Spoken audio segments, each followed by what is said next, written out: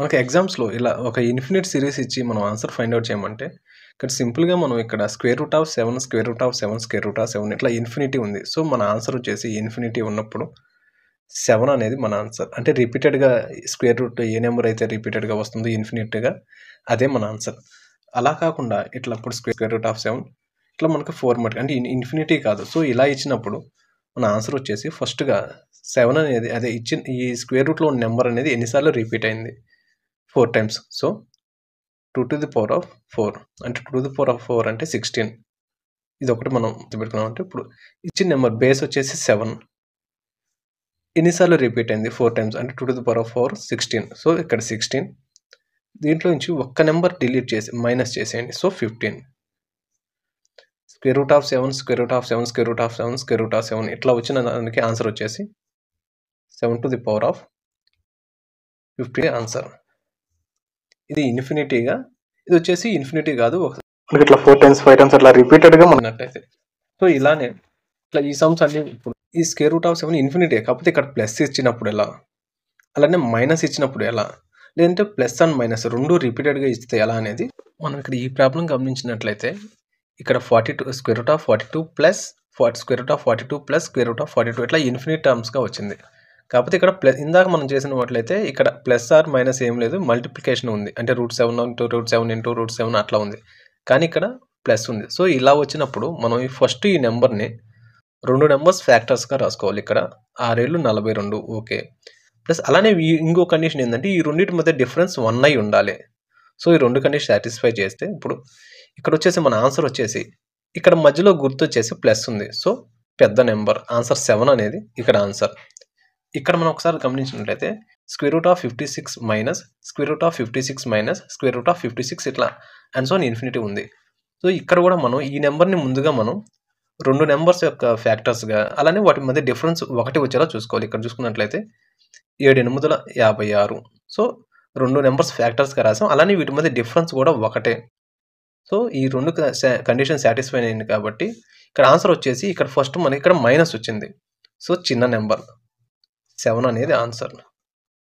So, ఇక్కడ అట్లా కాకుండా ఇప్పుడు ఈ నెంబర్స్ అనేది మనం ఇక్కడ మల్టిప్లికేషన్ 2 ఫ్యాక్టర్స్‌గా రాసుకోగలిగాం కాబట్టి ఓకే. అట్లా కాకుండా ఇక్కడ √7 ప్లస్ √7 ఇలా ఉన్నప్పుడు ఈ ఫార్ములా మనం అప్లై చేసుకోవాలి ఖచ్చితంగా. √4n + 1 plus are minus 1/2. ఇక్కడ మనం గమనించినట్లయితే √4 n అంటే ఇక్కడ రిపీట్ అయిన నెంబర్ 7 + 1 ఇక్కడ ఫస్ట్ మనకి ప్లస్ ఆర్ మైనస్ ఉంది కదా. ఫస్ట్లో మనకి స్టార్టింగ్ ప్లస్ వచ్చింది కాబట్టి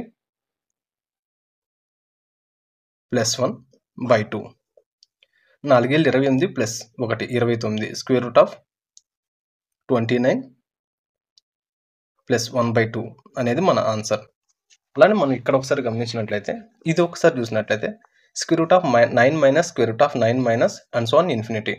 ఇక్కడ ఈ నెంబర్ని కూడా మనం 2 నెంబర్స్ యొక్క ఫ్యాక్టర్స్‌గా రాసుకోగలుగుతున్నాం కానీ 3 రాసుకోవచ్చు. కానీ డిఫరెన్స్ అనేది 1 ఉండాలి. కానీ ఇక్కడ డిఫరెన్స్ అనేది సేమ్ ఉంది. సో, మనం డైరెక్ట్‌గా షార్ట్ కట్ యూజ్ చేయలేం. సో, ఇక్కడ కూడా మనం ఫార్ములా ఇక్కడ చూపించినట్లనే √4n + 1 ఇక్కడ ఫస్ట్ మనకి మైనస్ ఉంది. సో, -1/2 ఇది ఫార్ములా. డైరెక్ట్‌గా ఫార్ములా అప్లై చేయడమే. √4n అంటే 9 అది రిపీట్ అయిన నెంబర్ +1 -1/2 4 9 36 + 1 37 √37 -1/2 అనేది ఆన్సర్.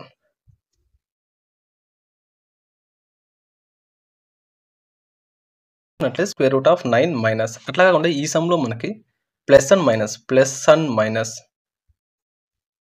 2 వస్తున్నాయి ఒకే సమ్‌లో. సో, ఇలా వచ్చినప్పుడు డైరెక్ట్‌గా మనం √4n ఇక్కడ -3 ప్లస్ ఆర్ మైనస్ 1/2 ఈ ఫార్ములా అప్లై చేయాలి. ఇక్కడ చూసుకున్నట్లయితే √4 n అంటే ఇక్కడ 6 మైనస్ ఇందాక ఫార్ములాలో మనం ఇక్కడ ప్లస్ వేసుకున్నాం, +1 వేసుకున్నాం. కానీ ఇక్కడ ఇట్లా ప్లస్ అండ్ మైనస్ రిపీటెడ్‌గా వచ్చినప్పుడు -3 అనేది మనం ఫార్ములాలో వేసుకోవాలి. √4 × n - 3 ఇక్కడ మనకు ఫస్ట్‌గా వచ్చిన డిజిట్ ఏంటంటే అదే సింబల్ ఏంటంటే ప్లస్. సో, ప్లస్ ఫార్ములా ప్రకారం ఇక్కడ ప్లస్ ఆర్ మైనస్ ఫస్ట్ మనకి ప్లస్ వస్తే ప్లస్ చేసుకుంటాం. అదే మనకి ఇక్కడ ఫస్ట్‌లో ఇక్కడ మైనస్ కనుక వచ్చుంటే మైనస్ చేసుకునేవాళ్ళం ఇక్కడ మైనస్ ఫార్ములాలో /2. 4 24 minus 3 23 square root of 23 plus 1/2 అనేది ఆన్సర్.